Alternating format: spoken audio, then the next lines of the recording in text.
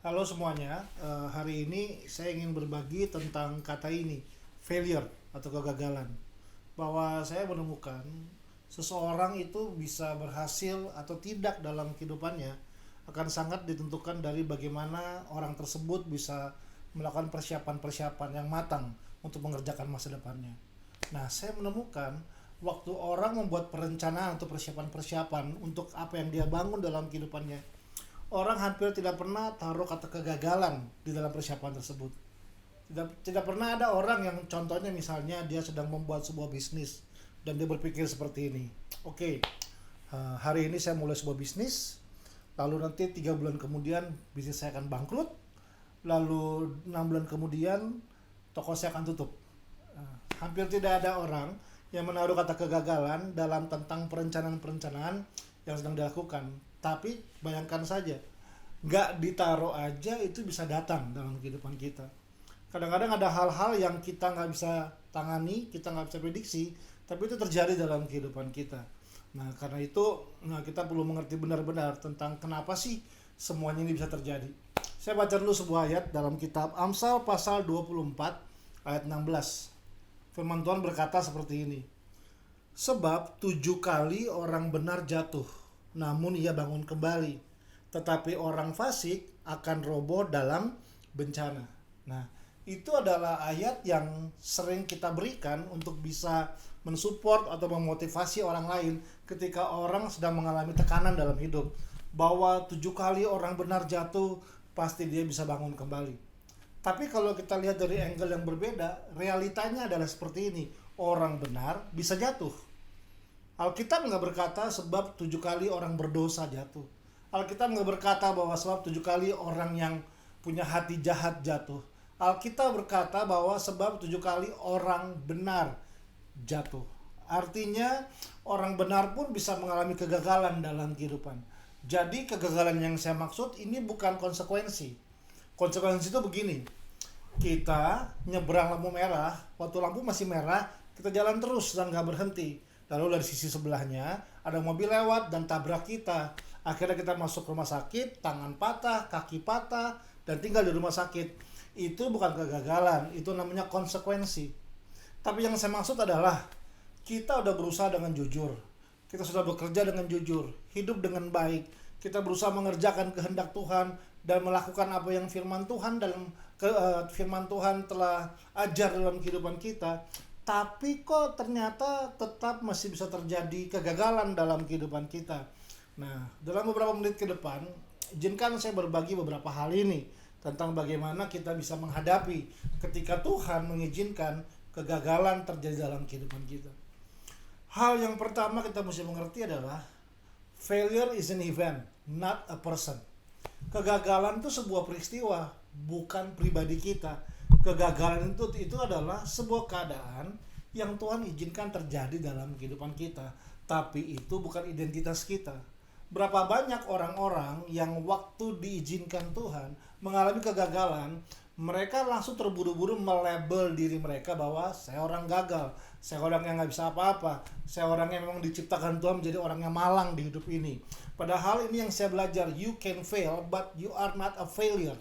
Kamu bisa gagal, tapi kamu bukan orang yang gagal. Jadi hari ini kita perlu belajar dulu, ini prinsip yang pertama, bahwa kegagalan adalah sebuah peristiwa dan keadaan yang Tuhan izinkan terjadi dalam kehidupan kita. Tapi kegagalan itu bukan siapa diri kita. Waktu kita punya pemahaman ini, setidaknya, saya yakin kita udah merasa sedikit lebih bebas dari tekanan yang mungkin tanpa sadar merenggut atau menekan kehidupan kita, bahwa oh iya ya, ternyata kegagalan itu bukan diri saya, tapi kegagalan itu adalah peristiwa yang Tuhan izinkan terjadi dalam kehidupan saya. Nah, dari situ saya yakin kita akan punya kekuatan untuk bisa mulai terus maju dan menemukan bagaimana saya harus bisa bersikap dan mengerjakannya ketika Tuhan izinkan kegagalan terjadi dalam kehidupan saya. Prinsip yang kedua adalah failure is not the end but is the new beginning. Bahwa kadang-kadang Tuhan izinkan kegagalan terjadi, tapi sebenarnya kegagalan itu bukan akhir dari segala-galanya. Tapi mungkin sebenarnya Tuhan izinkan itu terjadi untuk memberikan sebuah awal permulaan yang baru. Tapi begitu banyak orang-orang yang tanpa sadar ketika dia merasa gagal atau mengalami kegagalan, mereka menyerah di tengah jalan, mereka berhenti di tengah jalan, mereka memutuskan tinggalkan Tuhan, mereka memutuskan tukar iman mereka memutuskan memilih haluan, merubah haluan hidup mereka. Padahal mungkin kalau mereka bisa punya kekuatan untuk bisa bertahan sedikit lagi, sebenarnya mereka akan menemukan bahwa kegagalan itu bukan akhir dari segala-galanya. Salah satu moto hidup saya adalah jangan pernah taruh titik waktu Tuhan masih taruh koma dalam kehidupan. Titik artinya selesai, game over. Bahasa Ibraninya koit, mati. Tapi saya percaya kadang-kadang kita sendiri yang terburu-buru suka taruh titik di hidup kita, padahal Tuhan masih taruh koma di hidup kita. Koma artinya masih ada cerita lanjutannya. Koma artinya Tuhan masih belum selesai berperkara dalam kehidupan kita. Nah, dengan dua pemahaman sederhana ini saja, harusnya bisa membuat kita punya kekuatan yang lebih waktu Tuhan mengizinkan kegagalan terjadi dalam kehidupan kita.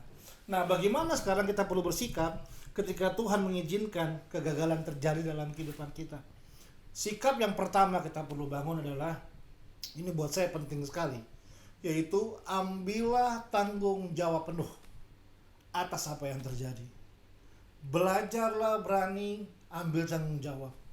Paham dunia punya paham seperti ini, berani berbuat, berani bertanggung jawab.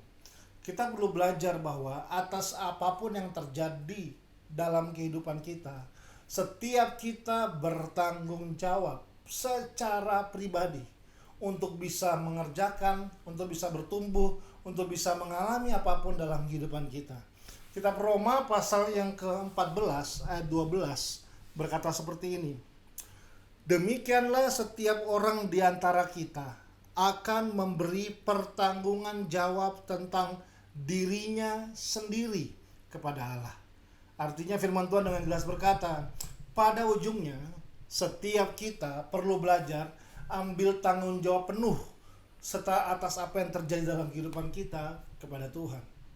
Jadi apapun yang terjadi hari ini, latih diri kita untuk take responsibility. Saya yang bertanggung jawab penuh atas apa yang terjadi dalam kehidupan saya. Nah, orang yang gagal berani ambil tanggung jawab atas apa yang terjadi sama kehidupannya adalah orang-orang yang dengan mudah terbiasa menyalahkan yang lain daripada diri sendiri.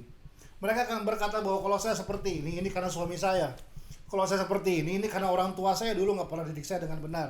Kalau saya seperti ini karena bawahan saya, karena posisi saya, karena bos saya. Dia akan salahkan orang lain, dia akan salahkan keluarganya, dia akan salahkan keadaannya, bahkan dia akan salahkan Tuhan.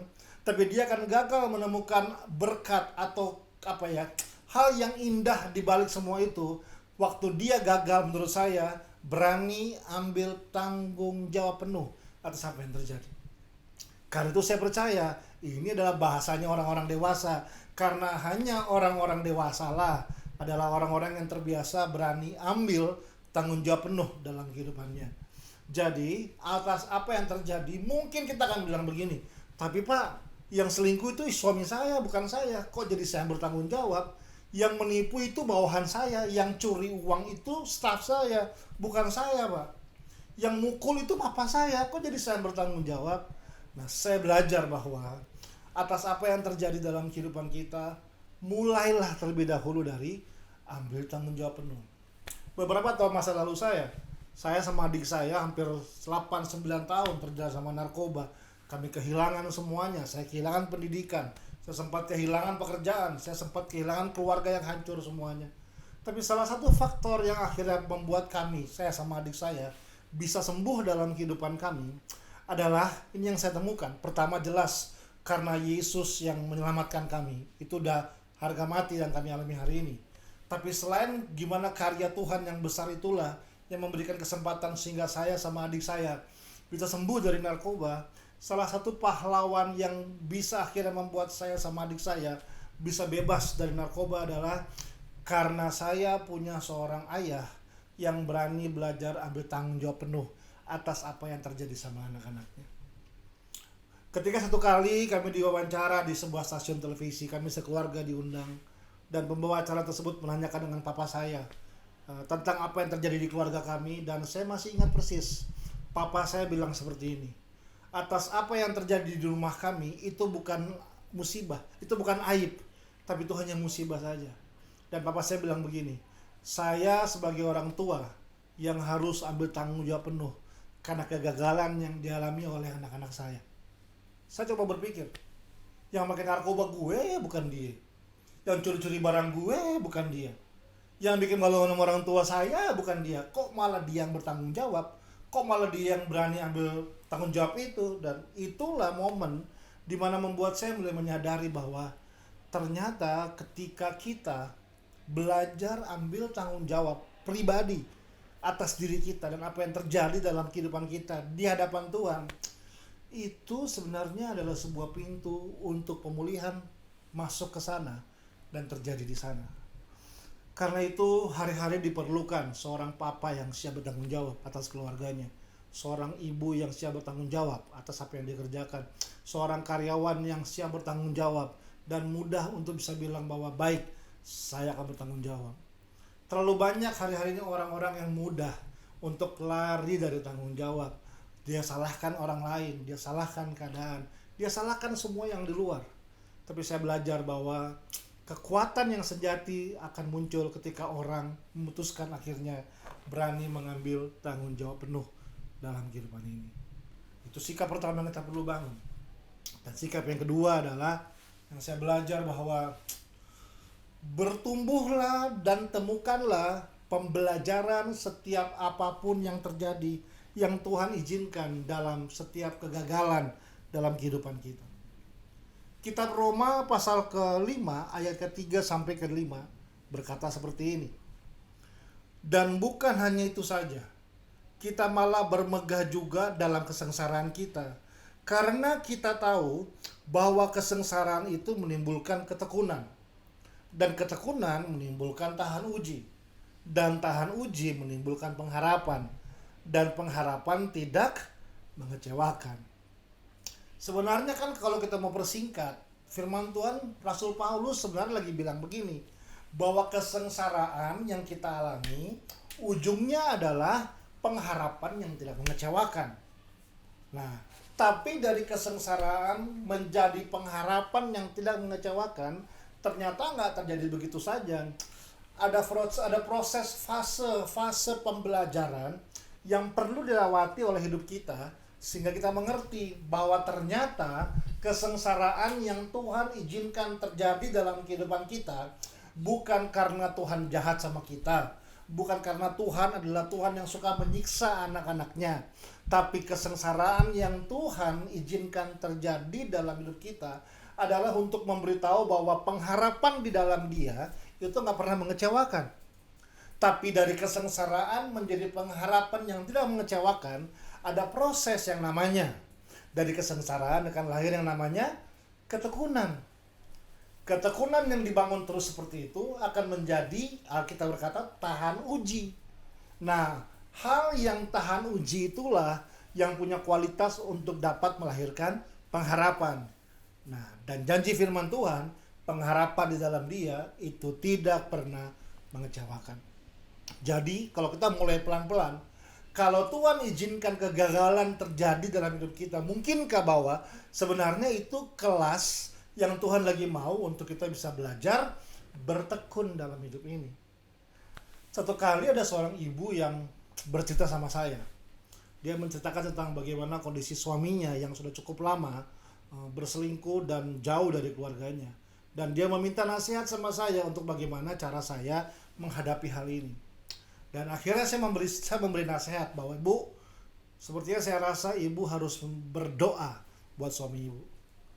Dan tiba-tiba saya melihat mukanya itu agak menyeringit. Apa itu menyeringit ya? Agak aneh ke saya, dan dia mulai bertanya seperti ini, Pak, cuma doa. Apa nggak ada nasihat yang lain yang lebih bagus? Nah, saya kan jadi bingung. Saya bilang, maunya ibu apa jadi? Mau saya suruh ambil ayam hitam, ayam putih, mandi tengah malam, kembang 7 rupa dan segala macam. Karena kadang-kadang kan kita dengar kata itu kayak nggak ada bobotnya kira-kira. Tapi saya tetap bilang, menurut saya, Bu, kalau ibu minta nasihat sama saya, ibu mesti mulai berdoa buat suami ibu. Dan dalam waktu yang cukup lama saya nggak pernah ketemu lagi dengan ibu tersebut. Sampai satu hari saya ketemu lagi dengan dia. Waktu saya berjumpa dengan dia, dia datang dan dengan sedikit marah sama saya. Dan dia bilang, "Pak, nggak ada yang berubah, Pak. Saya sudah berdoa setiap hari buat suami saya. Tapi mana tuh lihat, dia tetap selingkuh. Dia nggak pulang kadang-kadang. Situasinya sama sekali nggak berubah. Kata bapak saya mesti berdoa, tapi perubahan nggak ada yang terjadi."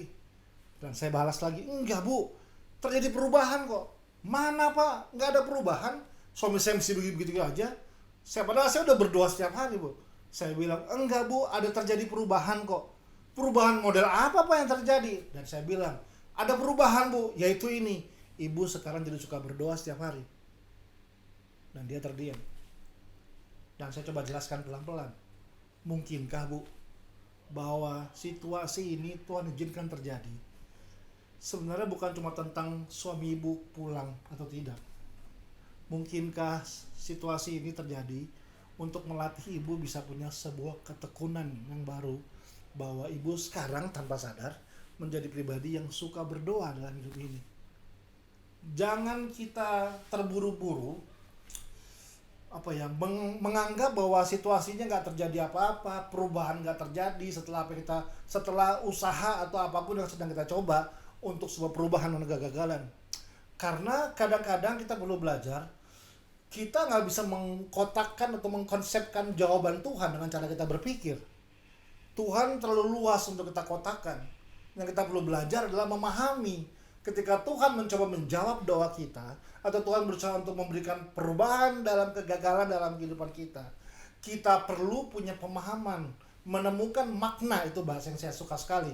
Menemukan makna di balik peristiwa yang terjadi yang Tuhan izinkan. Jadi ini menurut saya, kadang-kadang masalahnya bukan di peristiwanya. Kadang-kadang yang penting adalah makna yang kita temukan dari peristiwa tersebut. Sometimes ada hal-hal yang kita nggak punya kekuatan untuk kita bisa rubah dalam hidup ini. Tapi mungkin fokus kita bukan merubah situasinya. Mungkin yang jadi fokus kita adalah bagaimana kita bisa menemukan makna yang baru, pemahaman yang baru dari peristiwa yang sama yang terjadi.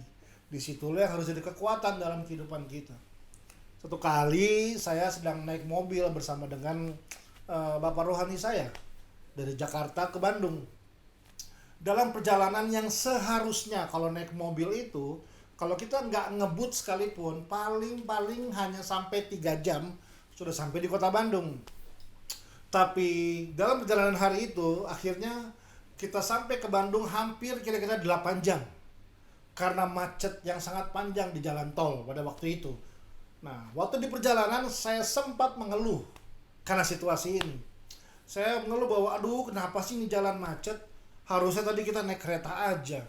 Harusnya kita lebih pagi aja jalannya. Tuh kan, selalu ketika kegagalan terjadi, orang terbiasa salahkan semua yang lain. Harusnya kita malam-malam aja berangkatnya. Harusnya kita naik travel aja, jadi nggak usah nyetir.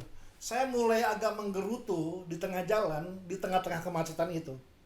Nah tiba-tiba bapak rohani saya di sebelah saya, dia lagi tertidur sedikit, terus dia terbangun dan dia lihat saya, dan dia cuma bilang seperti ini, "Abeng, kalau kamu ngalamin macet, itu artinya kamu punya mobil." Tiba-tiba saya terdiam. Terus dia bilang, "Karena cuma orang yang punya mobil yang bisa ngerasain macet. Orang yang gak punya mobil gak bisa ngerasain macet. Jadi kalau kamu ngerasain macet, harusnya kamu bersyukur karena kamu punya mobil." Nah saudara, itu gak gini, itu gak tiba-tiba suasananya berubah, malaikat turun, buka jalan, mobil minggir semua, lalu jalan jadi lurus kosong dan kami melaju cepat. Enggak, jalanan tetap macet. Kami nggak bergerak sekalipun. Situasinya nggak ada yang berubah hari itu. Apa yang berubah? Makna saya tentang situasi itu jadi berubah. Apa yang berubah? Pemahaman saya tentang apa yang terjadi, itu yang membuat saya jadi berubah. Macetnya tetap ada, situasinya nggak berubah, pemahaman saya yang berubah, bahwa ternyata kalau saya mengalami macet, itu artinya Tuhan masih mengizinkan, memberikan kesempatan, mempercayakan saya untuk bisa punya sebuah kendaraan, yaitu mobil, karena cuma orang yang punya mobil yang bisa merasakan macet. Di situ saya belajar benar-benar bahwa semua yang terjadi di hidup ini sebenarnya netral. Mau sebut apa? Bangkrut, putus kerjaan, konflik dalam rumah. Saya belajar bahwa sebenarnya apapun, semua peristiwa yang terjadi itu sebenarnya mulainya netral. Tapi respon kita akan menentukan itu akan jadi positif atau jadi negatif. Jadi berarti intinya sebenarnya bukan kegagalannya sendiri, tapi intinya sebenarnya adalah bagaimana kita bisa punya pemahaman yang benar, bagaimana kita bisa punya pembelajaran yang benar atas kegagalan yang kita sedang terjadi, sehingga lewat sebuah kegagalan kita punya pemaknaan hidup yang baru. Lewat sebuah kegagalan kita bisa punya pemahaman yang baru, dan pemahaman itulah yang penting yang perlu kita bangun dalam kehidupan kita. Sehingga sebenarnya dari situ kita punya hikmat, kita punya kemampuan untuk bisa berdiri, tetap percaya, dan menghadapi semua kegagalan itu. Karena kita percaya hari ini bahwa kita punya definisi yang baru tentang kegagalan. Kita punya pemahaman yang baru tentang kegagalan. Kegagalan yang Tuhan izinkan terjadi dalam kehidupan kita menjadi tempat untuk kita bisa refleksi diri dan melihat semuanya. Kalau kita terbiasa melatih diri, membangun pemahaman-pemahaman seperti ini, saya percaya sebenarnya kita diciptakan Tuhan menjadi orang yang bisa beradaptasi dengan segala musim dan situasi. Mari kita lihat kondisi hari ini lah. Kita lagi syuting di tengah-tengah situasi di mana virus COVID-19 lagi menyerang bangsa kita. Semua berubah. Tatanan berubah. Sistem infrastruktur berubah. Orang-orang gak bisa kemana-mana. Ibadah ditutup, sekolah ditutup, tempat kerja ditutup. Dan semuanya menjadi gak semua. Saya hamba Tuhan. Saya melayani di mimbar. Sudah hampir berapa banyak jadwal saya yang di-cut semuanya. Nah, beberapa orang bisa melihat ini menjadi sebuah musibah. Saya belajar, memang benar. Ini adalah tantangan yang sedang kita hadapi bersama-sama. Tapi sejujurnya kalau kita bisa renungkan, di tengah peristiwa ini, bisa nggak sih kita temukan pemahaman yang baru atau makna yang baru, sehingga kita hidup bukan dari pemahaman kita yang kita rasa pertama awal bahwa ini adalah masalah, kita jadi takut, kita jadi nggak bisa ngapa-ngapain. Tapi mungkinkah dari situasi ini ada pemahaman yang baru, ada makna yang baru, dan dari makna yang baru itulah kita mulai membangun sesuatu yang baru. Contohnya video ini. Sejujurnya sudah banyak teman-teman, orang-orang yang menganjurkan saya, ayo dong buat video, buat podcast, ayo dong buat karena saya buat konten untuk bisa masuk ke sosial media. Sejujurnya saya tuh gak gitu tertarik sama hal seperti itu. Saya suka yang real. Saya lebih suka ketemu sama orang, sentuh hidup orang, berjumpa sama orang. Tapi akhirnya situasi ini membuat saya mesti berpikir dan mencari cara yang berbeda, pemahaman yang berbeda untuk apa yang saya bisa buat, terutama untuk banyak orang. Dan ternyata lahirlah video ini. Video pertama yang saya buat dari setelah sekian lama anjuran-anjuran dan masukan-masukan dari orang-orang yang berusaha coba untuk memberikan pendapat sama saya. Saya berharap bahwa ini juga nggak akan jadi video saya yang terakhir, tapi akan menjadi hal-hal yang baru ke depan.